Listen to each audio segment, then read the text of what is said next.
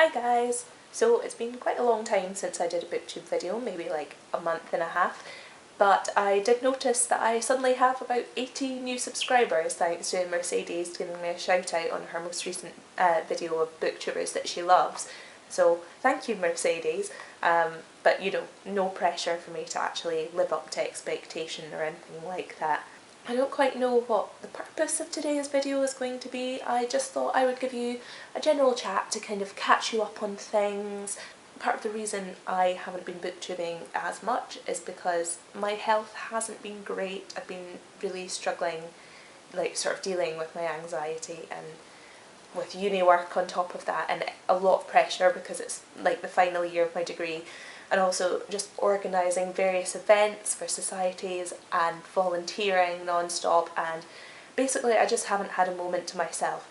But now I finally do, so you should feel privileged that I'm spending that moment making a video for you guys. One of the things I've been doing with my spare time that's taken up quite a lot of time is I have started volunteering at my local Oxfam bookshop, which I am absolutely loving, and it's proving to be a really good experience for book selling, which is something that I'm interested in doing in the future.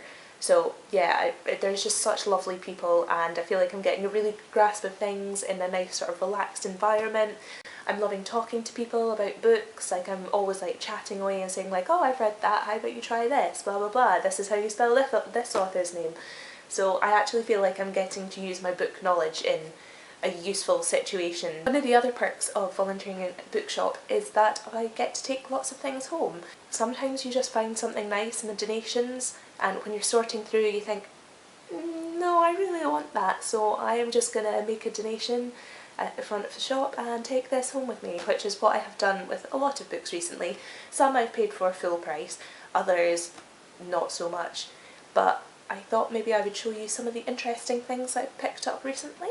So, a book that I picked up last week is Carol by Patricia Highsmith.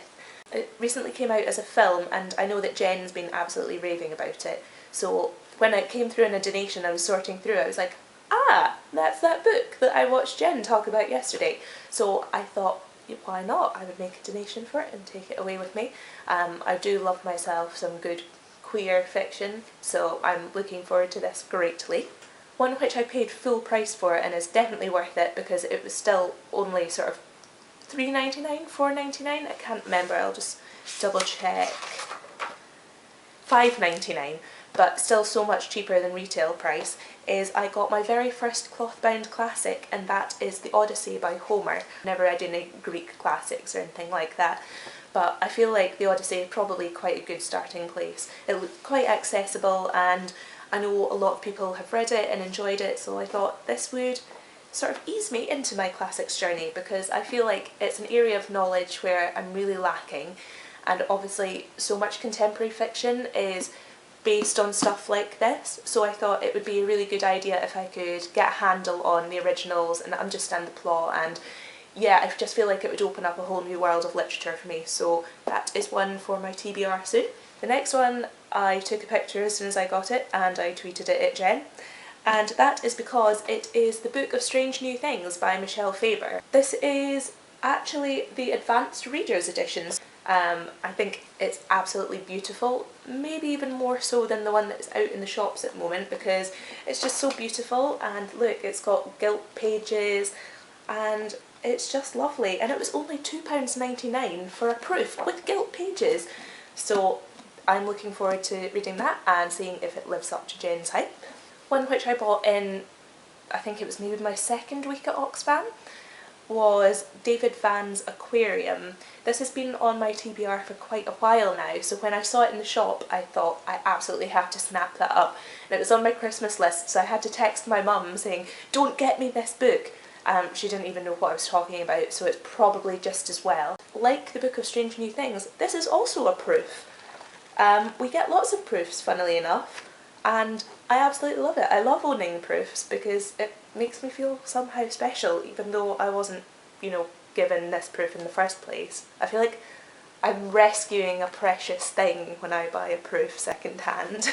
I don't know if many of you have read Aquarium. I certainly haven't heard anything about it on BookTube, so just, you know, to give you an overview of what it's about, I will read you the back.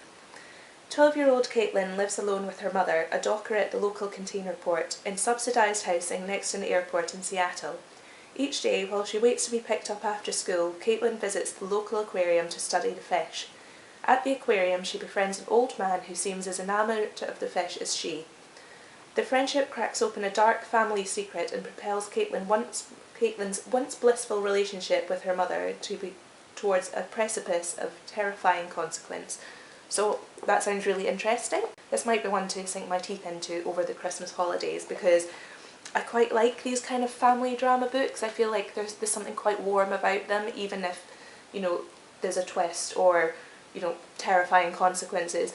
I still feel like around Christmas is the time to be reading these kind of family-orientated things. Finally, one which I picked up from Oxfam the other day is one that we would have otherwise thrown out because, fun fact, about 2/3 of the donations that you get at Oxfam, only a third of them go onto the shelves, the rest get passed on to another donation place where they give books to sort of homeless people and things like that because there are high standards to maintain.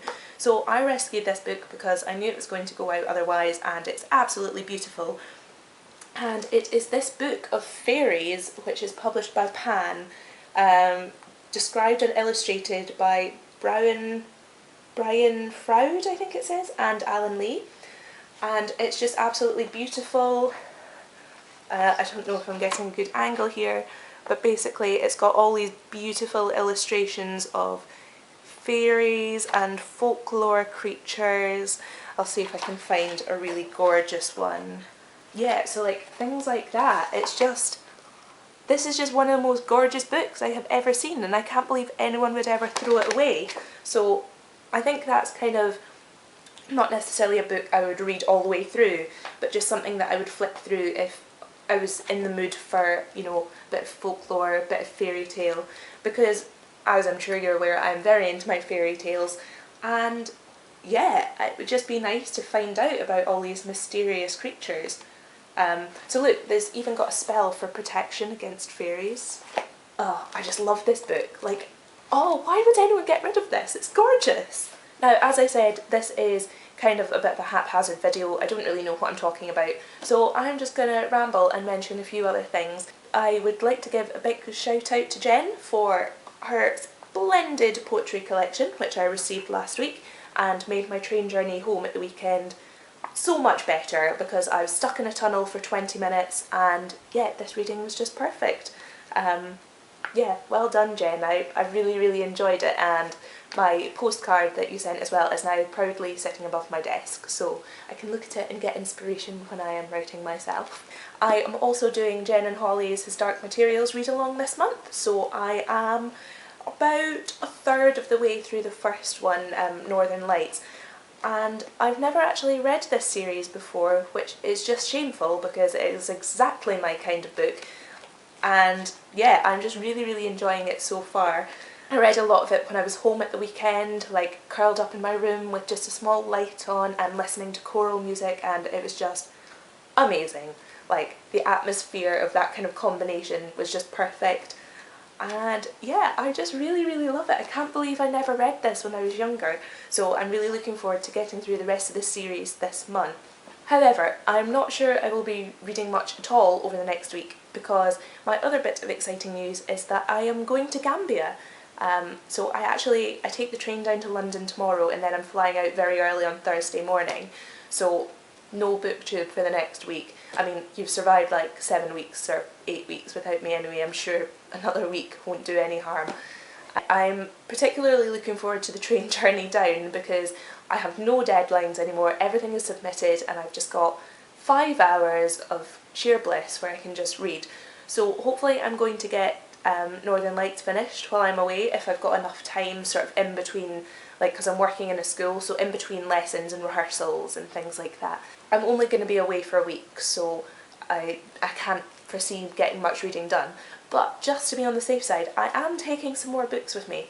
So one that I'm taking is The Particular Sadness of Lemon Cake by Amy Bender, because I thought this would be quite an easy read for when I'm away. It's not one of these books that I'm going to put my bookmark in and come back to a few hours later and have forgotten what's going on. I think it could be quite an accessible book. and something that's easy to dip in and out of, and it's been on my shelf for a while, so I am looking forward to delving into this one. And finally, I am also going to be taking Fishnet by Kirsten Innes, which has been doing its rounds on BookTube recently, but hopefully for good reason. I'm really looking forward to reading this. I'm always excited to read new Scottish authors, so this is Kirsten Innes' debut, and yeah, I just can't wait to read it and see if I like it, start following her career as she publishes more stuff. So yeah, I'm not sure how well this will go down in Gambia, so it might be a train read rather than a out in the open in this very conservative country kind of read, but all the same, I think it's going to be fantastic. So that concludes my very sort of mishmash video today. I now need to go and edit it before doing the rest of my packing, which could take some time. So wish me luck. Hopefully I will survive and I will be back in a couple of weeks.